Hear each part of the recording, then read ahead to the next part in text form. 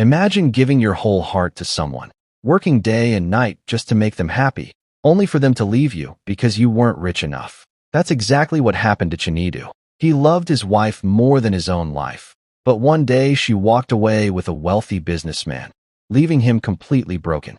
The entire village laughed at him and said he would never recover. But what nobody knew was that this painful betrayal was about to change his life forever. 5 years later, the same woman returned with tears in her eyes, begging for a second chance. But by then, Chinedu was no longer the poor man she had abandoned. What happened next shocked everyone and taught a life-changing lesson about love, loyalty, and success. Watch this video until the very end to discover how Chinedu turned his heartbreak into success, why his ex-wife came back begging, and the emotional decision he made that left the entire village speechless. Trust me, you won't want to miss the ending.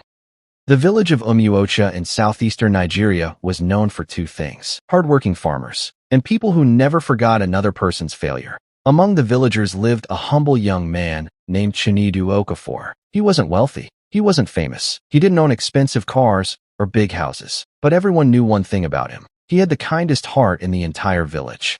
Every morning before sunrise, Chinedu rode his old motorcycle nearly 40 kilometers to a construction site in the city. He mixed cement, carried heavy blocks, worked under the scorching African sun until his hands bled. Then he returned home with just enough money to feed his family. Despite the hardship, he never complained, because waiting for him at home was the woman he loved more than life itself. Her name was Adaeze. She was breathtakingly beautiful. Her smile could light up the darkest room. When Chinedu married her, many people whispered that she was too beautiful for a poor laborer. Some even laughed behind his back. Beauty doesn't stay with poverty forever. But Chinedu ignored them. He believed love was stronger than money. Every evening he bought Adaeze little gifts, sometimes roasted corn, sometimes fresh mangoes, sometimes colorful fabric he saved weeks to afford. He wasn't trying to impress her. He simply wanted her to smile. For the first year of marriage, everything seemed perfect. They laughed together, cooked together, dreamed together. Every night they talked about building a better future. "I promise," Chinedu would often say. "One day I'll build you the biggest house in this village." Adaeze would smile. "I don't care about houses. I only want you." But deep inside, that wasn't entirely true. As months passed, life became harder. Food prices increased. Construction jobs became scarce. Some weeks Chinedu returned home with almost nothing. Still, he refused to steal. He refused to cheat. He believed honest work would eventually reward him. Adaeze began changing. Slowly at first, she stopped smiling, stopped cooking early, stopped waiting for Chinedu to come home. Instead, she spent hours scrolling through glamorous lifestyles on her phone. Luxury vacations, designer clothes, millionaires, perfect couples. One afternoon, her childhood friend Chioma arrived in a brand new Range Rover. The shiny black SUV stopped outside their tiny house. Every child in the neighborhood ran toward it. Chioma stepped out wearing expensive sunglasses and designer clothes. She hugged Adaeze tightly. It's been years. Adaeze admired everything: the handbag, the jewelry, the perfume, the confidence. Inside the house, Chioma smiled proudly. "My husband owns hotels in Abuja. We travel almost every month." She casually placed car keys worth more than Chinedu's yearly income on the table. Adaeze couldn't stop staring. That evening after Chioma left, the small house suddenly felt even smaller. The cracked walls looked uglier. The leaking roof felt more embarrassing. The silence became unbearable. When Chinedu returned home covered in cement dust, smiling despite exhaustion, Adaeze barely looked at him. "You look tired." He laughed. "I am. But tomorrow will be better." She didn't answer. Weeks later, another visitor arrived. His name was Chief Emeka Obi, one of the richest businessmen in the state. Luxury cars, security guards, gold wristwatch, tailored suits. He came to inspect land near the village. During the visit, he noticed Adaeze. His eyes followed her. Before leaving, he quietly asked someone about her. "She's married." The answer didn't discourage him. A few days later, expensive gifts began arriving. Designer shoes, gold necklaces, perfume from Europe, luxury handbags. Adaeze refused the first gift. She accepted the second. By the third, she stopped pretending. When Chinedu asked where the gifts came from, she lied. "My cousin sent them." Chinedu believed her, because trust was natural to him. One rainy evening, Chinedu returned home earlier than usual. The house was empty. Adaeze wasn't there. Hours passed. Night arrived. She finally walked in, wearing clothes Chinedu had never seen, smelling of expensive perfume. He asked softly, "Where were you?" She sighed impatiently. "Must I report every movement to you?" That answer broke something inside him. Arguments became frequent. Every conversation ended in silence. Every silence became colder. Then one afternoon, Chief Emeka invited Adaeze to dinner in the city. She accepted. The restaurant overlooked the ocean. Luxury candles flickered on every table. A violinist played softly in the background. Chief Emeka smiled confidently. "You deserve better." She remained quiet. "I can give you everything. A mansion, luxury cars, travel, comfort. You'll never struggle again." His words echoed inside her mind. That night, she barely slept. She looked around the tiny bedroom, the cracked ceiling, the old fan, the worn-out furniture. Then she imagined another life. Silk bedsheets, private drivers, luxury vacations. No more suffering. The next morning, Chinedu woke before sunrise. He kissed her forehead. "I'm working overtime today. We're getting closer to our dream." Adaeze looked away. She couldn't even meet his eyes. 3 days later, everything changed. Chinedu returned home carrying flowers. It was their wedding anniversary. He had saved money for weeks to buy them. He opened the door. The house was almost empty. The wardrobe stood open. Most of Adaeze's clothes were gone. On the table, a single envelope. His hands trembled as he opened it. Inside was a short letter. "I'm tired of living in poverty. I deserve a better life. Love cannot pay bills. Don't look for me. Goodbye." The flowers slipped from Chinedu's hands. Petals scattered across the dusty floor. Outside, neighbors watched silently. Some pitied him. Others whispered, "The beautiful wife has finally left." Who could blame her? He was never enough.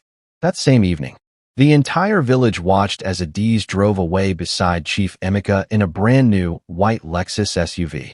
She never looked back, standing alone outside the empty house. Chinedu watched the dust disappear into the distance. Tears filled his eyes, not because he had lost a wife, but because he had lost the future he believed they were building together. That night, he sat alone in complete darkness, holding the wedding photograph in trembling hands. Then he whispered one painful sentence to himself. "If love wasn't enough, what do I have left?" Little did Chinedu know, the greatest chapter of his life was only beginning.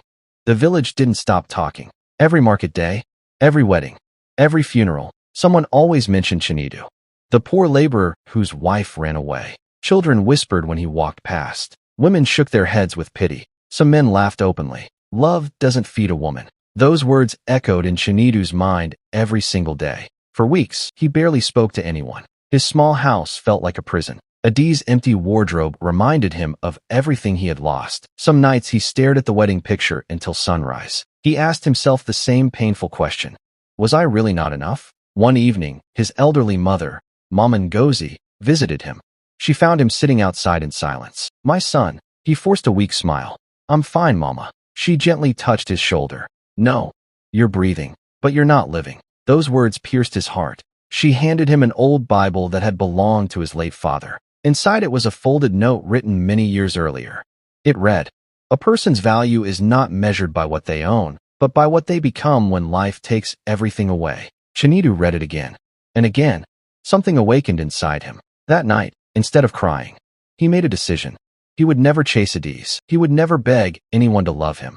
Instead, he would build a life no disappointment could destroy. The next morning, before sunrise, he packed his small bag, sold his old motorcycle, locked the tiny house, and boarded a bus to Lagos. He arrived with almost nothing. One backpack, 2 pairs of clothes, less than $50 in his pocket. Lagos welcomed him with chaos. Crowded streets, honking buses, towering buildings, thousands of strangers. For 3 weeks, he searched for work. Everywhere he went, people asked for experience, or qualifications, or connections. He had none. Eventually, an elderly mechanic named Baba Sool offered him work at a small automobile workshop. The pay was terrible. The hours were exhausting. But Chinedu accepted immediately. Every day, he swept the workshop, cleaned engines, changed tires, carried heavy equipment. After everyone left, he stayed behind, watching, learning, taking notes. Within 6 months, he could repair engines by himself. Baba Sool noticed, "You learn faster than anyone I've trained." Chinedu smiled. "I've already lost too much. I don't want to lose this opportunity too." Years passed. His skills improved rapidly. He saved every naira. While others spent weekends partying, Chinedu attended free business seminars, watched online classes, read books borrowed from public libraries. He learned about logistics, vehicle maintenance, fleet management, import and export. He discovered one important truth. Africa's transport industry desperately needed reliable maintenance services. An idea was born. At first it sounded impossible, but every successful business once sounded impossible. After 4 years of saving, Chinedu rented a tiny garage. 1 employee, 2 second-hand tools, 1 broken office chair. He named the company Okafor Fleet Solutions. The beginning was difficult. Weeks passed without customers. Bills piled up. Many nights he slept inside the workshop. Then one morning, a transport company broke down 5 trucks during harvest season. Their usual mechanic couldn't solve the problem. Someone recommended Chinedu. He worked for 3 days without sleeping. When the trucks returned to the road ahead of schedule, the company was amazed. Soon they signed a maintenance contract. Then another company came, and another. Within 2 years, his tiny workshop expanded into a modern service center. Dozens of mechanics worked under him. His reputation spread across Nigeria. Banks began offering partnerships. Investors called him. International companies noticed his work. By the 5th year, Okafor Fleet Solutions had become one of the fastest-growing fleet maintenance companies in West Africa. Hundreds of employees, branches in several cities, luxury offices, training centers, a fleet of service vehicles. The same man once mocked as a failure had become a respected entrepreneur. Yet success never changed his character. He still greeted security guards before greeting executives. He still ate lunch with junior workers. Every December, he paid school fees for children whose parents couldn't afford education. When people praised him, he always replied, "I know what it feels like to have nothing."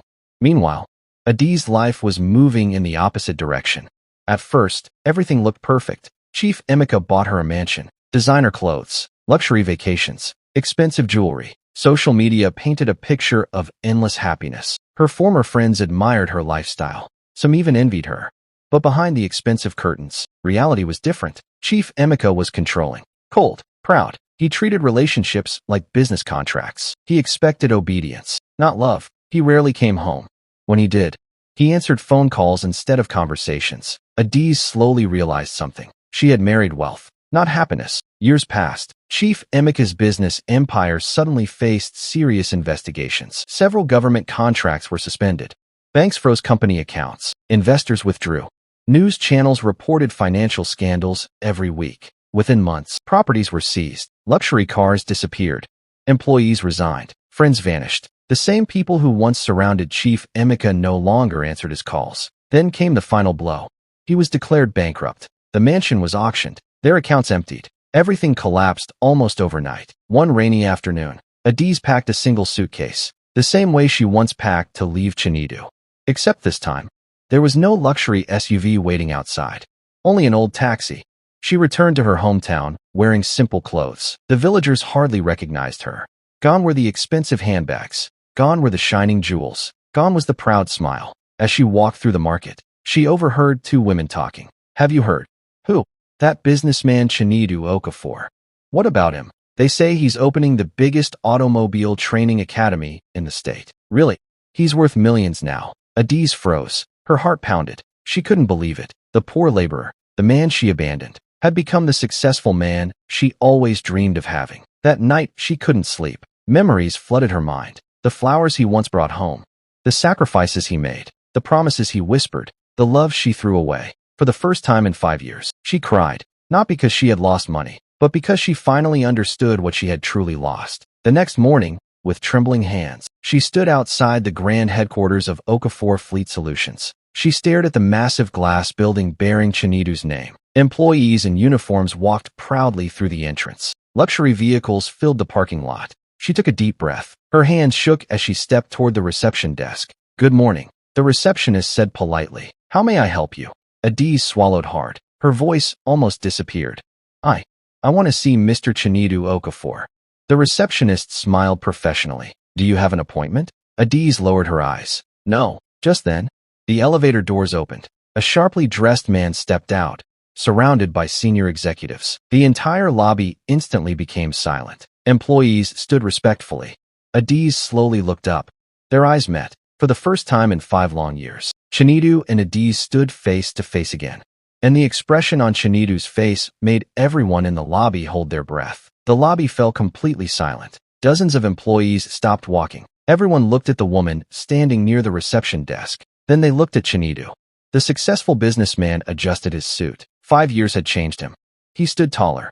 His confidence came naturally. There was no anger on his face, no bitterness, only peace. Adaeze could barely recognize the man she had once abandoned. His eyes no longer carried pain. They carried purpose. For a long moment, neither of them spoke. Finally, Chinedu smiled politely. Adaeze, she lowered her head. Chinedu.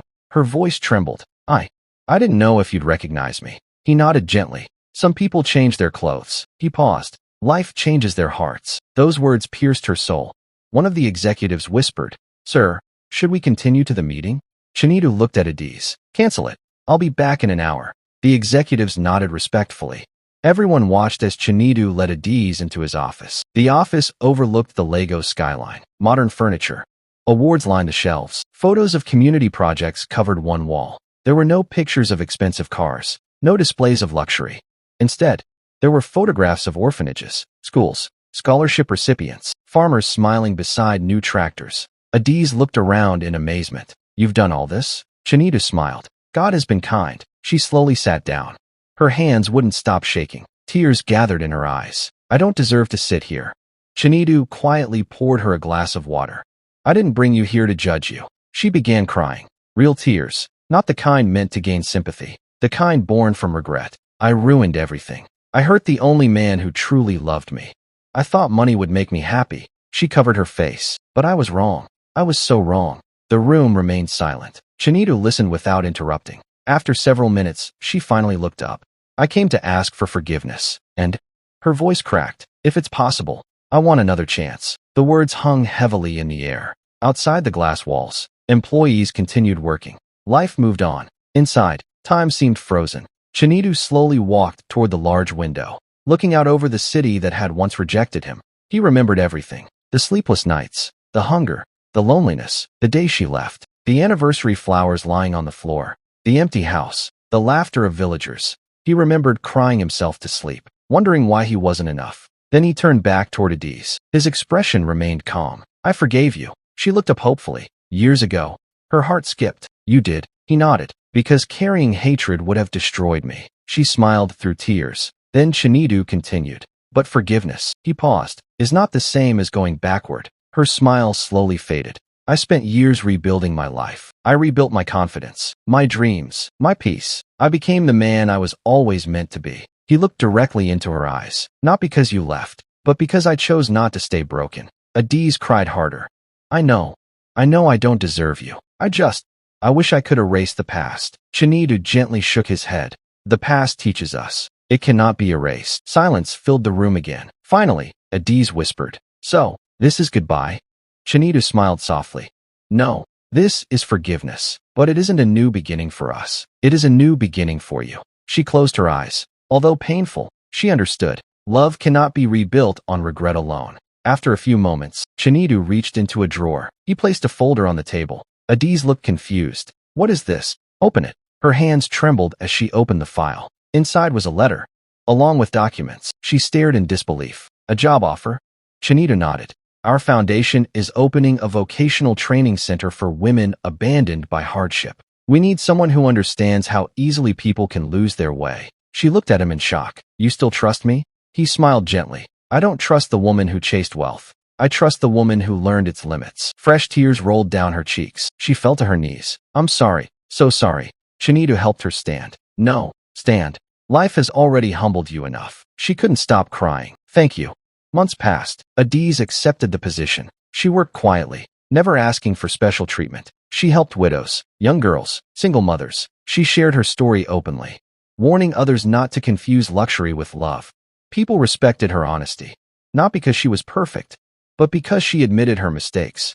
Meanwhile, Chinedu continued expanding his company across Africa. His foundation built schools, hospitals, technical institutes, scholarships for thousands of students.